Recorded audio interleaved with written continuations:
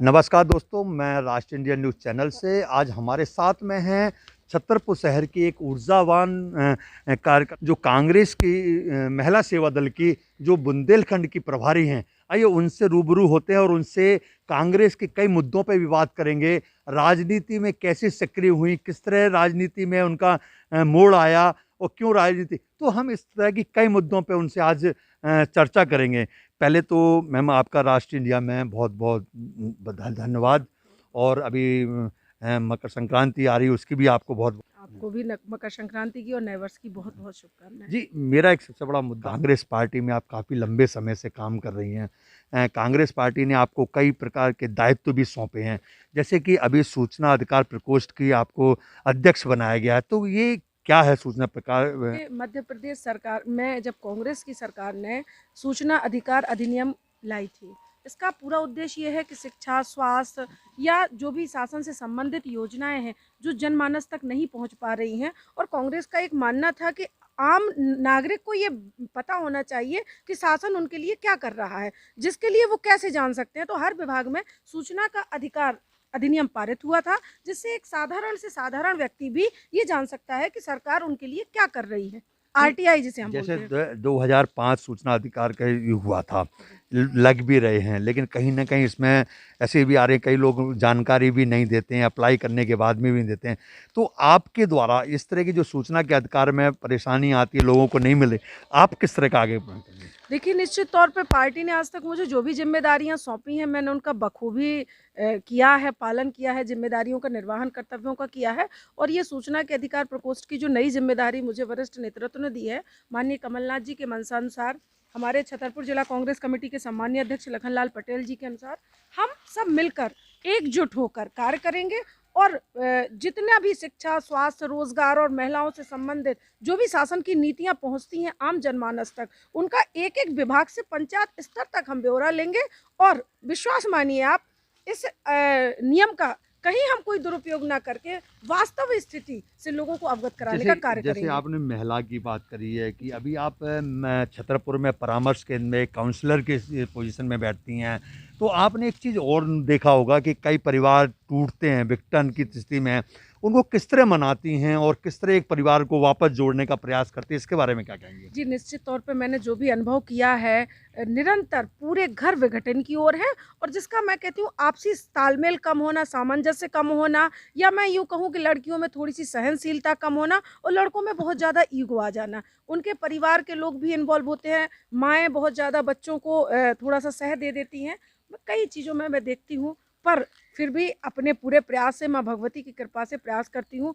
और मुझे खुशी होती है कि एक अच्छा कार्य मैं करती हूँ, और 1 महीने में ये संभवतः हो जाता है कि परिवार परामर्श केंद्र द्वारा कई घर बसा दिए जाते हैं। इसमें एक और सबसे बड़ी बात ये सामने आ रही है कि आप ये मानते हैं परिवार किस तरह के जेन्युइन मुद्दे कैसे आते हैं कि परिवार क्यों टूट रहे हैं, इसके बारे में क्या कहेंगे? जी, आज तो आधुनिकता के आधार पर जेन्युइन मुद्दे आते हैं, जो पहले था वो कुछ नहीं है। अब तो ज़रा-ज़रा सी बात पे लड़कियाँ सहन नहीं कर पाती हैं। तो पढ़ी लिखी हो गई इसलिए? पढ़े लिखे भी केस आते हैं। अच्छा, अच्छा। पढ़े लिखे होने के बावजूद भी ज़रा-ज़रा सी ईगो प्रॉब्लम्स होती हैं। कई शिक्षित वर्ग भी आते हैं, कई-कई केस तो ऐसे आते हैं कि एक परिवार में सास, ससुर, बहू, बेटा सभी सर्विस में हैं। इसको क्या अपन ये माने कि ये जो टीवी चैनल और ये टीवी चैनल वगैरह देख रहे हैं, इससे कहीं प्रभाव पड़ रहा है क्या बच्चों पे? निश्चित तौर पे संस्कारों की कमी, मर्यादाओं के उल्लंघन और कहीं न कहीं माँ-बाप की अनदेखी, ये अनदेखी। बड़े मुद्दे हैं। अच्छा, इस तरह के जो जी। नीति की तरफ जी। कि आपने राजनीति ही क्यों चुना? क्यों, क्या कारण रहा? देखिए, मैं तो इंग्लिश लिटरेचर और हिंदी साहित्य की स्टूडेंट रही हूँ। अध्ययन मेरा बहुत पसंदीदा है। शिक्षक व्यवसाय मुझे बहुत अच्छा लगता था। मैं देवकीनंदन पांडे महाविद्यालय की संचालक हूँ और मैं कॉलेज चला रही थी। लेकिन सहज ही मेरे पिता देवकीनंदन पांडे जी, जब पीसीसी मेंबर का उनका कार्यकाल ख़त्म हो रहा था, तो आदरणीय चाचा पतातुल्य मेरे, आप सबको विदित है, सत्यव्रत चतुर्वेदी जी, उन्होंने कहा कि किसी को घर से आगे आना चाहिए, उनकी विरासत संभालनी चाहिए। तो मेरी चाची माँ आदरणीय नीलम चतुर्वेदी जी ने मुझे आगे लाया, और ये मुझे कहने में गर्व होता है कि मैं उनकी बहू हूँ, या उन विरासत के लोगों के साथ मैं रही हूँ कि उन्होंने अपनी बहू को बेटी समझ के आगे निकाला। नहीं, जिस तरह के, जैसे हमने सुना भी है, ब्रिलियंट हैं, पढ़ने में रही हैं, तो राजनीति ही क्यों चुना? शिक्षा क्यों नहीं चुना आपने? निश्चित तौर पे मैं शिक्षण के व्यवसाय से हूँ और मैं देवकीनंदन पांडे संगीत कला महाविद्यालय जो राजा मानसिंह से एफिलिएटेड हूँ उसकी संचालक रही हूँ। अभी भी वर्तमान में कॉलेज मेरा चल रहा है। कोविड की वजह से थोड़ी परेशानी है। मैं पढ़ाना मुझे बहुत अच्छा लगता है और आज भी मैं अपने मोहल्ले पड़ोस के सारे बच्चों को इकट्ठा करती हूँ और उनको पढ़ाती हूँ। लेकिन जब मेरे ससुर साहब पूर्व जिला पंचायत अध्यक्ष रहे और उनका जब मध्य प्रदेश कांग्रेस कमेटी का कार्यकाल खत्म हो रहा था, तो आदरणीय चाचा सत्यव्रत चतुर्वेदी जी की इच्छा थी कि घर से राजनीति की विरासत जो है वो कोई ना कोई ले।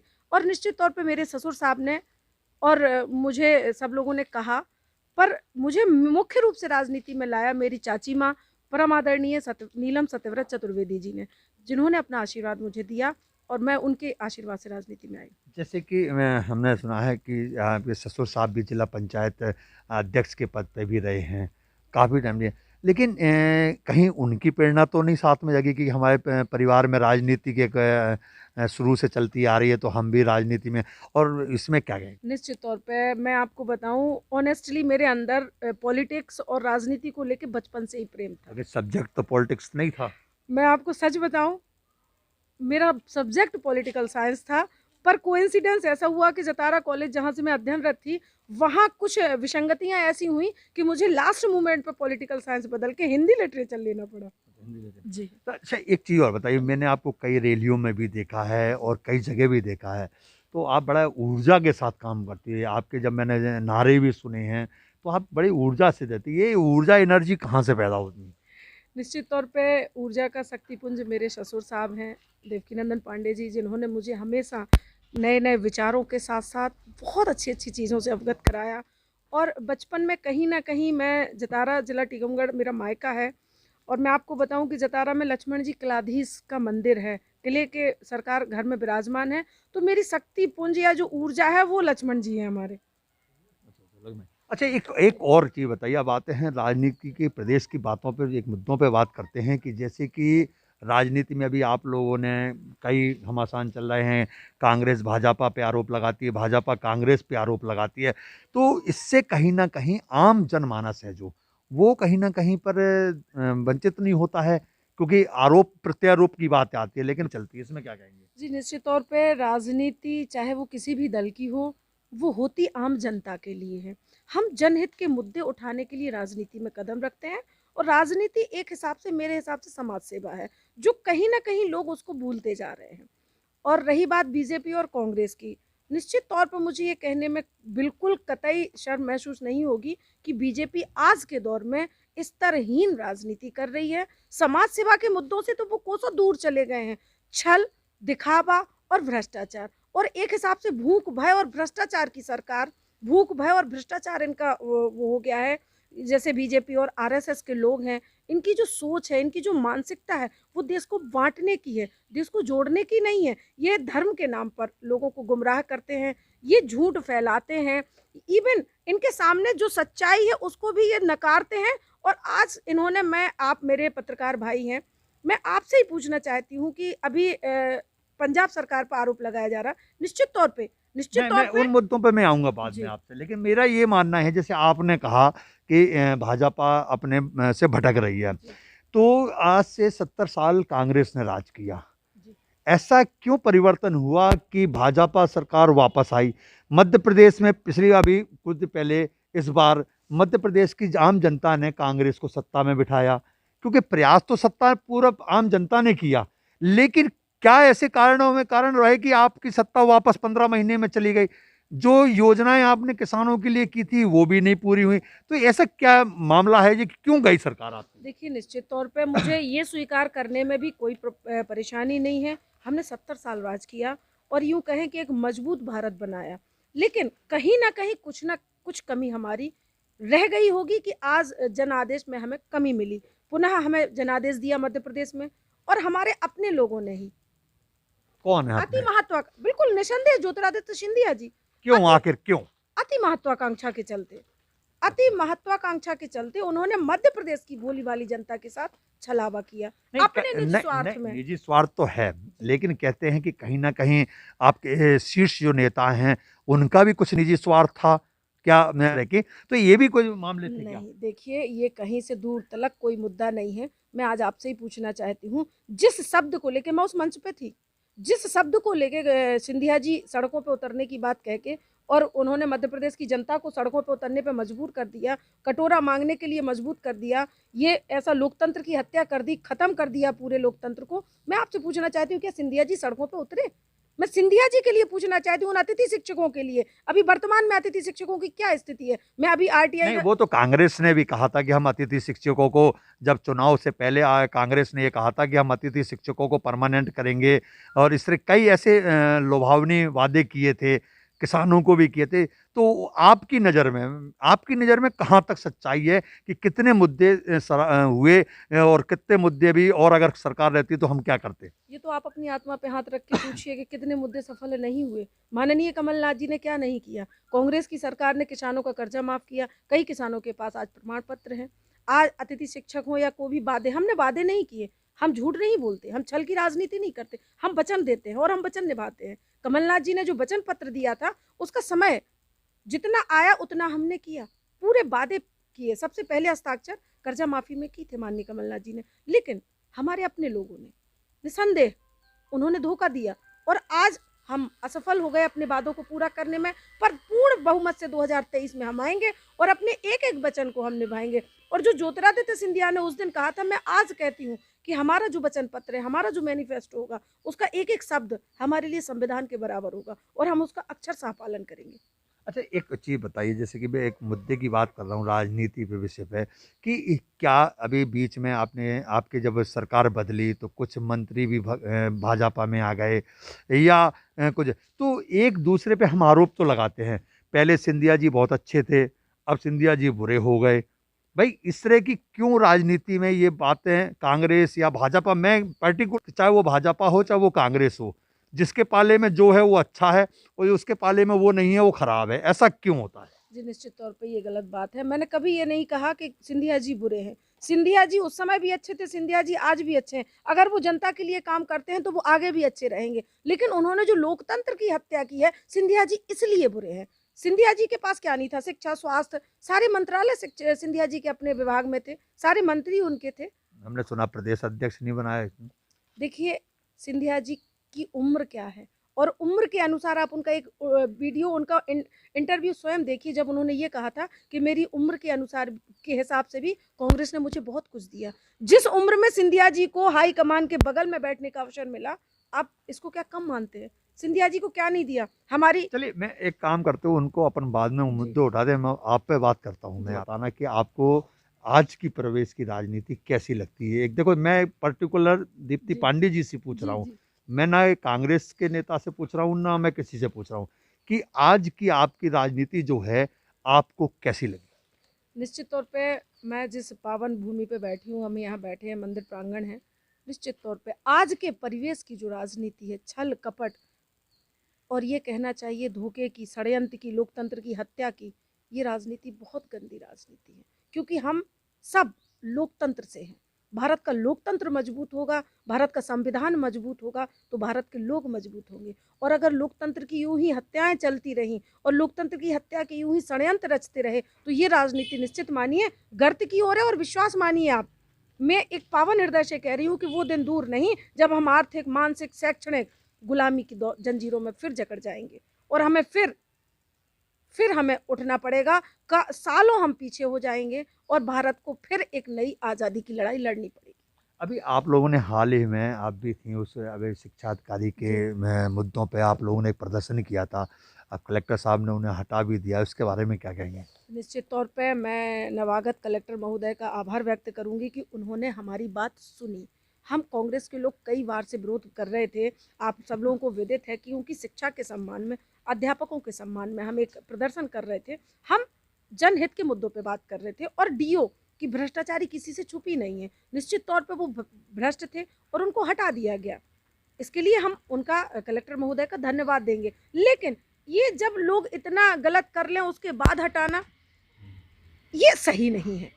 कि नए कलेक्टर हैं, उनको शहर में कुछ नई चीज़ है, ना उनके किसी से कोई व्यक्ति, वो तो काम कर रहे हैं, तो आप उससे बिल्कुल प्रसन्न हैं कलेक्टर साहब से?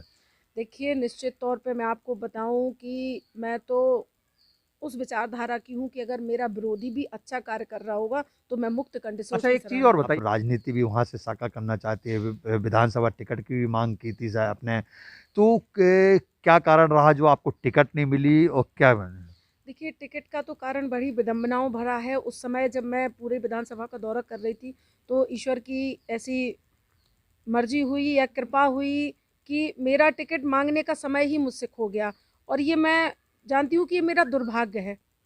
मैंने काम बहुत किया और उसके बाद नहीं, आपके शीर्ष नेताओं को ये नहीं लग रहा था कि दीप्ति पांडे जी बड़ा मलेरा में एक उनके ससुर साहब का भी नाम था और बड़ा मलेरा में लगातार काम कर रही हैं, गांव-गांव घूम रही हैं, तो ये तो शीर्ष नेताओं को देखना चाहिए कि उन्होंने साध्वी जी को उतार दिया, ऐसा क्यों? शीर्ष नेतृत्व की मैं गलती इसलिए नहीं मानती हूँ कि उस समय मेरे भाई का एक्सीडेंट हो गया था और मैं निरंतर उसके साथ अस्पताल में रही। उस समय राजनीति और राजनीति के विचार कोसों दूर हो गए थे और मैंने करीब 5-7 माह सिर्फ अपने भाई के साथ दिए। नहीं, ऐसा तो नहीं कि छतरपुर की राजनीति या कांग्रेस के कोई षड्यंत्र के तहत में आपको वहाँ पर नहीं, नहीं, निश्चित तौर पे मैं आपको बताऊँ, मुझे मेरे वरिष्ठ हाईकमान पर पूरा भरोसा है और मैं जो मेहनत करती हूँ उसका मुझे प्रतिफल मिलता है। आज अखिल भारतीय राष्ट्रीय कांग्रेस सेवा दल के अध्यक्ष श्री लालजी देसाई जी ने मुझे पूरा उत्तर प्रदेश के बुंदेलखंड का प्रभार सौंपा है। मैं सेवा दल में प्रदेश मीडिया प्रभारी भी रही हूँ, जिलाध्यक्ष भी रही हूँ, मध्य प्रदेश कांग्रेस कमेटी की सदस्य हूँ, कमलनाथ विचार मंच की प्रदेश अध्यक्ष हूँ। माननीय कमलनाथ जी का आशीर्वाद मुझे निरंतर रहा है और पार्टी के प्रति मेरी समर्पण और मेरी निष्ठा निरंतर रहेगी। अच्छा, जैसे अभी आप बता रहे हो उत्तर प्रदेश का आपको प्रभार मिला है, जी। उत्तर प्रदेश में कांग्रेस का जनाधार कहाँ देखती हैं आप? पहले तो ये बता, सवाल जवाब। देखिए, उत्तर प्रदेश में निश्चित तौर पे हमारे जनाधार में कमी थी, लेकिन मैं कहूँगी कि एक विश्व इतिहास पे पुनः एक अमिट छाप छोड़ दी, लड़की हूँ, लड़ सकती हूँ। इस एक वाक्य ने पूरे विश्व की महिलाओं को अपनी ओर आकर्षित किया है, उनमें एक नई ऊर्जा भर दी और फिर दीदी प्रियंका गांधी में फिर माँ इंदिरा की छवि तो हमें क्या देखने को मिली। राहुल गांधी जी को, यानी हम ये समझे कि वो बैकडोर पे हैं, अब वो प्रियंका जी आगे आ गई?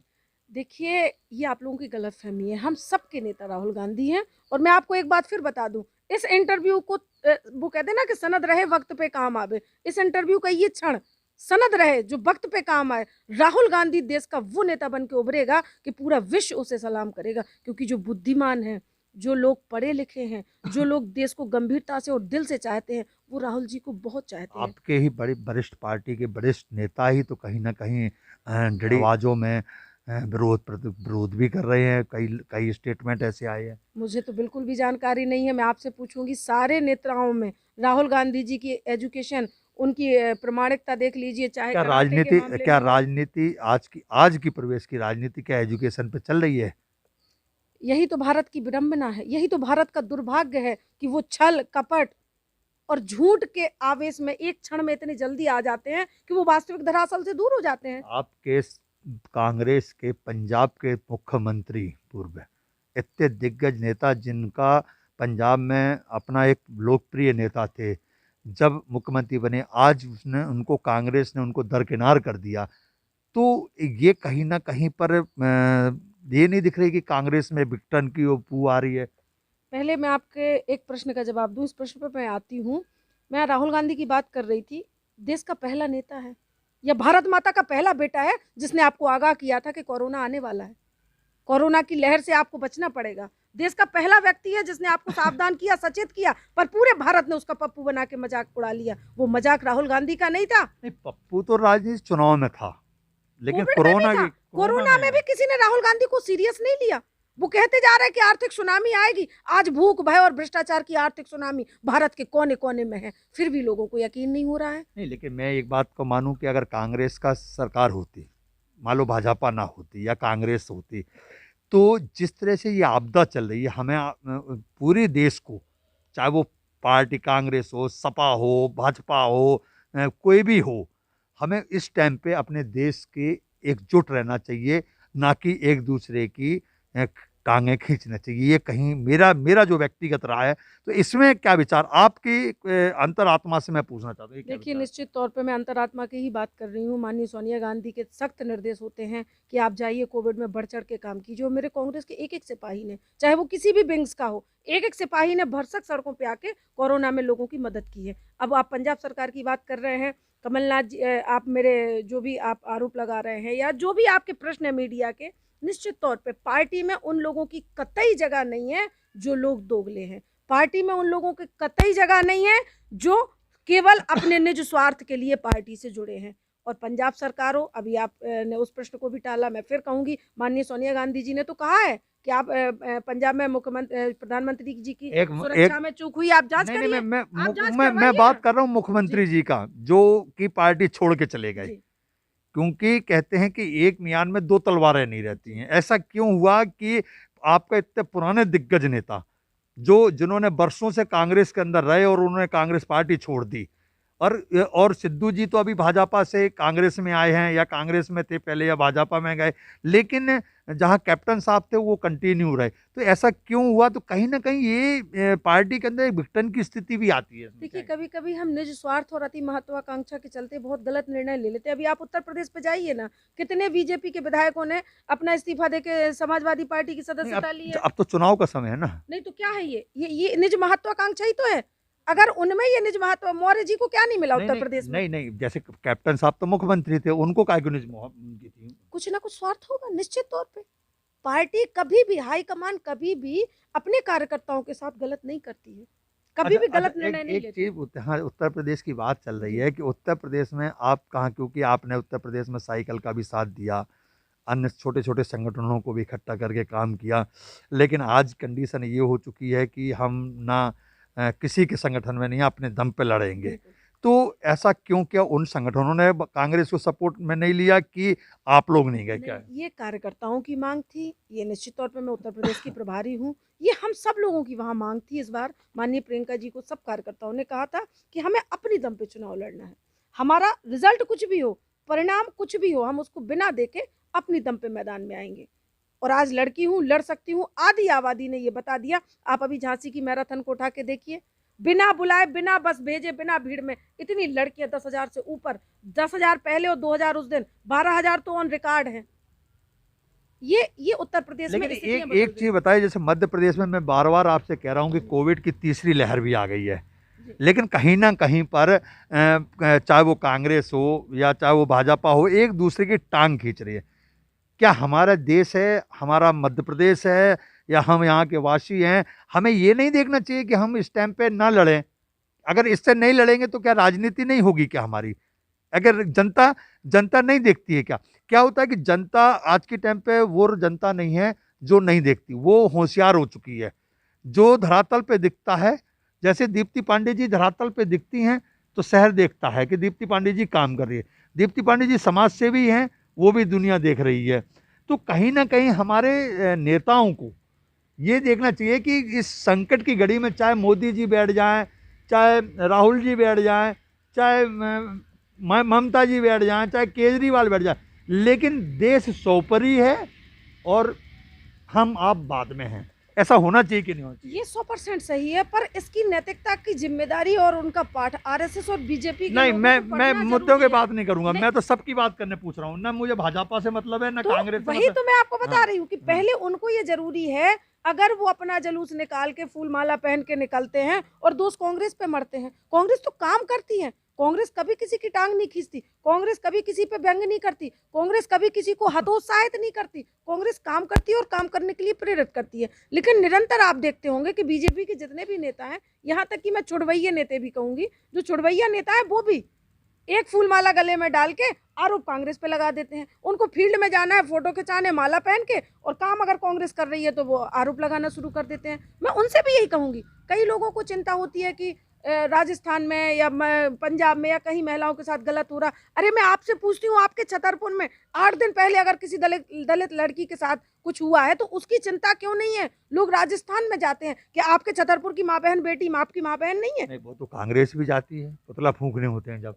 अरे आप पहले यहाँ भी तो देखिए, कांग्रेस यहाँ भी तो देखती है, कांग्रेस वर्तमान भी तो देखती है। अगर गलत होता है तो मैं वहां पहुंचती हूँ, मैं आरोप नहीं लगाती हूँ कि वहां ऐसा क्यों हुआ, मैं पहले यहाँ का सुधारती हूँ। यहाँ जाती हूँ, यहाँ मेरे लोगों को मदद करने की आवश्यकता है, मैं वहाँ पहुँचती हूँ, मैं आरओ बाद में लगाती हूँ।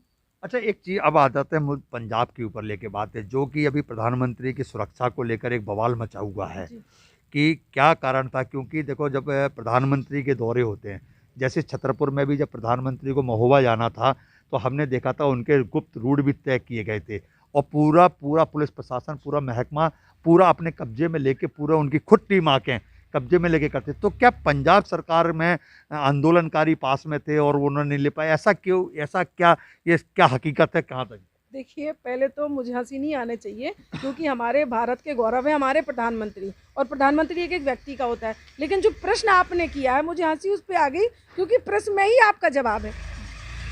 जो प्रश्न आपने किया है, आपने कहा कि रूट तय होता है। हाँ, होता है। ये पंजाब में रूट तय क्यों नहीं हुआ? नहीं ये हुआ था ना। जिम्मेदारी गृह नहीं नहीं मंत्री नहीं की नहीं, है। उनका कहना ये था कि हमने बाकायदा सूचना दी थी, हमने बाकायदा पूरा। क्योंकि आपको बता दें, प्रधानमंत्री का जब भी दौरा या किसी बड़े नेता का जब दौरा पड़ता है, तो वो पूरे उस जिले को नहीं, वो पूरी जगह पे जिस जगह उन्हें जाना पड़ता है, वो पूरा उनका नेटवर्किंग एक जगह से नहीं, 3-3 जगह से सूचना मिलती है और पूरा उसके बाद होती है। फिर इनको पूरा इन्होंने कर लिया था, इनको पूरा बता दिया गया था, 24 घंटे पहले पूरा सिक्योरिटी में ले लेते हैं इनके रूट को प्रधानमंत्री जी जी। के। बीजेपी का झंडा लेके व्यक्ति कहाँ लेकिन पहुंच आपके गया? उनके पंजाब वालों बीजेपी ने- का व्यक्ति वहां झंडा लेके बीजेपी का कहां पहुंच लेकिन गया? वो व्यक्ति जो साध्वी प्रज्ञा सिंह के साथ दिखाई दे रहा है, अन्य बीजेपी के दिग्गज नेताओं के साथ दिखाई दे रहा है, वो बीजेपी का झंडा लेके मोदी जी के काफिले में क्या कर रहा था? प्रश्न इस बात का है। मैं और माननीय सोनिया गांधी और पूरे कांग्रेस परिवार की एक ही विनती है, मोदी जी से हाथ जोड़ के विनती है, वो हमारे भारत के गौरव है,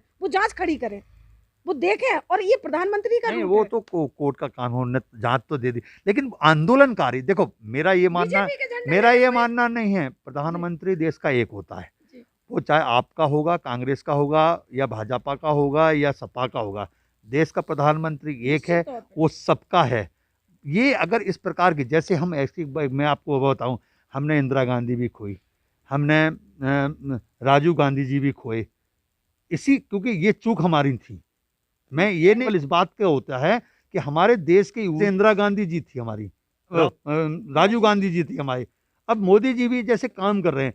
तो ये प्रधानमंत्री मेरा कि इस तरह प्रधानमंत्री की अगर कहीं भी जाके उनका रूट बनता है, तय होता है, तो उस प्रशासन का, उस जिले का, उस जगह का, पंजाब सरकार का एक दायित्व होता है, क्योंकि देश का प्रधानमंत्री है, ना कि भाजपा का प्रधानमंत्री। इसके बारे में क्या मैं कहना है? आपको दो बातें बताऊंगी, दो छोटी सी घटनाएं। जब माननीय इंदिरा गांधी जी मंच पे भाषण दे रही थी और उनको किसी ने बीच में से आके मारा था फेंक के, उनकी नाक में चोट आई थी, निरंतर खून बह रहा था, पर उनको आयरन लेडी कहा गया। उन्होंने अपना भाषण बंद नहीं किया। इवन उन्होंने उस व्यक्ति से पूछा कि आपको दिक्कत क्या है जो आपने पत्थर फेंका। राजीव गांधी जी जब विदेश गए और जो उनको सलामी दी जा रही थी, आपको ये घटना ज्ञात होगी कि एक सैनिक ने उनको बंदूक मारी सुरक्षा में, वो चूक होती है प्रधानमंत्री की। लेकिन कहीं कोई ऐसा छल, ऐसा भ्रष्टाचार, या ये कहना चाहिए इस तरीके की स्क्रिप्टें कभी हमारे प्रधानमंत्रियों ने नहीं लिखी। हमने 2 प्रधानमंत्री खोए, इसलिए हमें दर्द है, इसलिए हम इसीलिए तो हम जांच की मांग कर रहे हैं कि वो बीजेपी का झंडा वहां से कहां से आया। बीजेपी का झंडा लेके और वो बीजेपी का झंडा महत्व है, प्रधानमंत्री महत्व नहीं है। नहीं, प्रधानमंत्री तो महत्वपूर्ण है। तब तो मैं पूछ रही हूँ कि एक बीजेपी का व्यक्ति जो प्रज्ञा साध्वी के साथ देखा जाता है, वो झंडा लेके मोदी जी के काफिले के पास कैसे आ जाता है? इसका जवाब गृह मंत्री अमित शाह को देना चाहिए। पंजाब सरकार के पहले गृह मंत्री का जवाब दे होना पड़ेगा। क्यों नहीं? मैं आपसे बार बार इसी चीज को तो जी। कह रहा हूँ कि मेरा ये नहीं है कि भाजपा का झंडा दिखेगा कि कांग्रेस का झंडा। मेरा मुद्दा है कि वहां पर कुछ ही दूरी पर प्रदर्शनकारी पहुंचे, कुछ ही दूरी पर प्रधानमंत्री सरकार की चूक है। इसको आप एक्सेप्ट करें या ना करें, या माने या ना माने, ये आपका भी। भैया, पंजाब सरकार पूरी जिम्मेदारी लेने को तैयार है, लेकिन उसके पहले देश का गृह मंत्री कहाँ सो रहा है? गृह मंत्री की जिम्मेदारी है कि प्रधानमंत्री अगर कहीं निकलते हैं तो गृह मंत्री जवाबदेह होते हैं, वो पूरे देश की रक्षा खाक करेंगे। मैं मोदी साहब से पूछना चाहती हूँ, जब वो गृह मंत्री अपने प्रधानमंत्री की रक्षा नहीं कर सकता भाई मेरे, तो वो देश के आम नागरिकों की क्या रक्षा? केंद्र में सरकार आपकी हो, राज्य में भाजपा हो, तो क्या प्रधानमंत्री की उतनी ही भूमिका अदा की जाती है, उतनी ही सिक्योरिटी होती है, उतनी ही गाइडलाइन होती है। लेकिन ये जो चीज़ें आप लोग कह रहे हो, ये आप लोग का भी वो पॉइंट है, लेकिन ये मुद्दे की बात है, वो आपने तो क्या ऐसा होता क्या? आप मान लो अगर यहाँ पर भाजपा की सरकार थी और केंद्र में कांग्रेस की सरकार हो, तो जब अगर मान लो आते आपके प्रधानमंत्री कोई, तो क्या उनको भी इसी तरह से किया जाता है क्या? देखिए भैया, मैं फिर आपको वही कह रही हूँ, मुद्दे से आप भटक रहे हैं। प्रधानमंत्री हमारा गौरव है, उसकी सुरक्षा में चूक नहीं खैर, होना चूक तो चाहिए। हुई ना, गृह मंत्री जवाब दे ना। काहे के लिए? गृह मंत्री होता है। प्रधानमंत्री की सुरक्षा की व्यवस्था गृह मंत्री के हाथ। और दूसरा, चन्नी सरकार ने प्रधानमंत्री जी को सब कुछ बता दिया था कि अगर आपने बताया है उस रूट से आप जा रहे हैं तो भैया वहां प्रदर्शनकारी हैं, आप क्यों गए? नहीं नहीं, ये तो और कहीं आपके बात ही नहीं आई बीजेपी है। के लोग वहां कैसे आ गए? आप चन्नी सरकार का इंटरव्यू उठा के देखिए ना, चन्नी जी को सुनिए ना, पूरी जानकारी लीजिए। और चलिए, हम कांग्रेस मामला के लोग हैं। मामला मामला गर्म हो रहा है, इस चीज़ को अपन और ख़त्म करते हैं, क्योंकि ये बड़ी लेवल की जी। मुद्दे की बात है। तो मैं आपसे एक आखिरी में यही पूछना चाहूँगा कि दीप्ति पांडे जी के आगे का लक्ष्य क्या है, कि किस तरह की राजनीति इस छतरपुर ज़िले में, क्योंकि आप ऊर्जावान भी हैं, आपका काम करने की शैली भी अच्छी है, समाज सेवा में भी आप पूर्ण चल रही हैं, तो कहीं ना कहीं आपके भी वो पॉइंट में आप अपनी महिलाओं के लिए, क्योंकि आप भी महिला हो, आप अपनी महिलाओं के लिए क्या लड़ाई लड़ोगे और अपनी पार्टी के लिए और छतरपुर के विकास के लिए किस तरह का सहयोग करेंगे? देखिए, बहुत बहुत धन्यवाद, आपने मेरे कार्य की सराहना की। निश्चित तौर पे मैं निरंतर अनवरत कार्य करती हूँ और जनहितैषी मुद्दों पे काम करती हूँ, बिना पार्टी या वो देखते हुए। मैं कभी ये नहीं पूछती कि आप किस दल के हैं। जिसको मेरी आवश्यकता होती है, जिसको मेरी मदद की ज़रूरत होती है, मैं पहुँचती हूँ। और निरंतर मैं आप लोगों के सहयोग से ये काम करती रहूँगी। ईश्वर के आशीर्वाद से मैं जनमानस के लिए हूँ। और जो पार्टी ने मुझे जिम्मेदारी सौंपी है कांग्रेस की, मैं वो भी करती हूँ। परामर्श केंद्र में काउंसलर हूँ, घर बसाने का कार्य भी करती हूँ। और कहीं ना कितने कहीं, घर बसा दिए अभी तक? ये तो कभी गिनती नहीं की, पर ये अनुमान है कि एक हफ्ते में कम से कम 2 घर बसा देती हूँ। हाँ, हाँ, राजी खुशी से चले जाते हैं। हाँ, बड़े प्यार से जाते हैं और बहुत अच्छा लगता है। और कई तो ऐसे पेचीदा, मिठाई खिलाते हैं आपको कि नहीं खिलाते?